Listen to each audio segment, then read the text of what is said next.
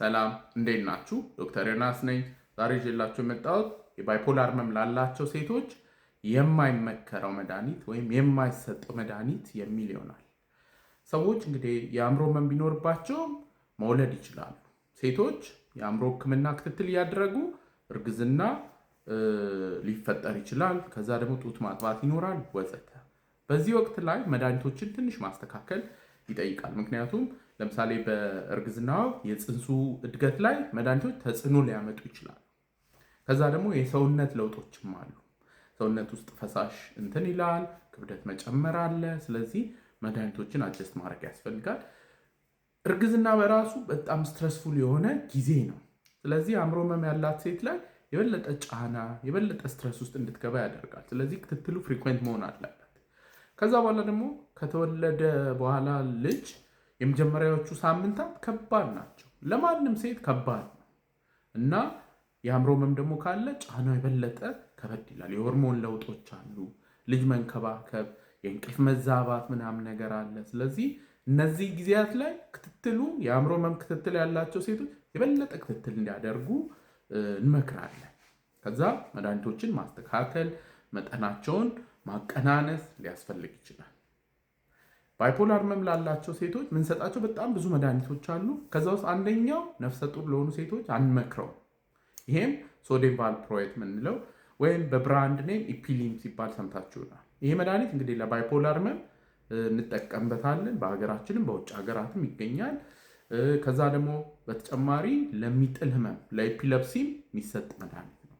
ሶዲየም ቫልፕሮይት ነፍሰ ጡር ለሆኑ ሴቶች ከተሰጠ እና እርግዝና ከተፈጠረ ከ1 እስከ 4 ከመቶ የኒውራል ቲዩብ ዲፌክትስ ሊያስከትል ይችላል። ይህ እንግዲህ የህብረሰረሰር ዘንግ ክፍተት መሰለኝ በአማርኛ የሚባለው እንደሱ አይነት ችግርን ሊያስከትል ይችላል። ስለዚህ የምንከተላቸውን ጥንቃቄዎች ነግራችኋለሁ። የመጀመሪያው አንድ ሴት እድሜዋ ከ15 ዓመት እስከ 50 ከሆነ እርግዝና ሊፈጠር ይችላል ብለን ነው የምንገምተው። ከመጣች መድኃኒት ከመጀመራችን በፊት ማንኛውም ቼክአፕ ስናደርግ እርግዝና ምርመራም እናደርጋለን። ብዙ ሴቶች አይ እኔ እኮ አላደርግም ሊሉ ይችላል። ችግር የለም፣ ብታረጊም ባታረጊም ቼክ እናደርጋ ብለን ምርመራ እናደርጋለን። ከዛ በኋላ እንግዲህ ሪስኩን ዲስከስ እናደርጋለን። ሶዲየም ቫልፕሮይት ብቸኛው መድኃኒት አይደለም፣ ሌሎች አማራጮች አሉ። ስለዚህ ምናልባት ለማርገዝ የምታስብ ከሆነ ወይም ጾታዊ ግንኙነት የምታደርግ ከሆነ ሌሎች አማራጮችን ብንወስድ እንላለን።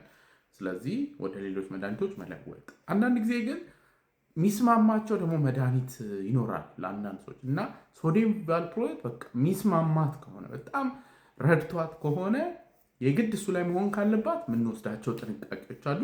የመጀመሪያው ደብል ኮንትራሴፕሽን ማለት ነው፣ ድርብ የእርግዝና መከላከያ። ይሄ እንግዲህ ድርብ የእርግዝና መከላከያ ስላችሁ ኮንዶም ደርቦ ማድረግ እንዳይመስላችሁ። ቤሪየር ሜትር የሚባል ኮንዶም፣ ከዛ ደግሞ ሌላ የእርግዝና መከላከያ ደብል እንዲሆን ማለት ነው። ስለዚህ ፒልስ ወይና ኮንዶም በየ3 ወሩ የሚሰጠው ዲፖ እና ኮንዶም ደብል ሲሆን እርግዝና እንደማይፈጠር እርግጠኛ ለመሆን ያግዘናል ማለት ነው። ከዛ ባሻገር ደግሞ ምናልባት ደግሞ እርግዝና ከተፈጠረ ፎሊክ አሲድ የሚባለው ንጥረ ነገርን ዝቅ ስለሚያደርግ ነው ኒውራል ቲዩብ ዲፌክት የሚያመጣው። ስለዚህ እርግዝና ቢኖርም ባይኖርም አንድ ሴት ከ15 እስከ 50 ዓመቷ ከሆነ ሶዲየም ፎሊክ አሲድን ሰፕሊመንቴሽን እንሰጣታለን።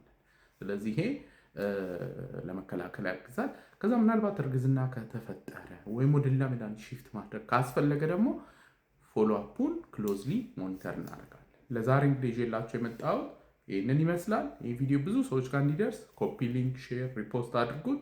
ሁልጊዜ እንደምለው ያለ አእምሮ ጤና የለም። ደህና ሁኑ።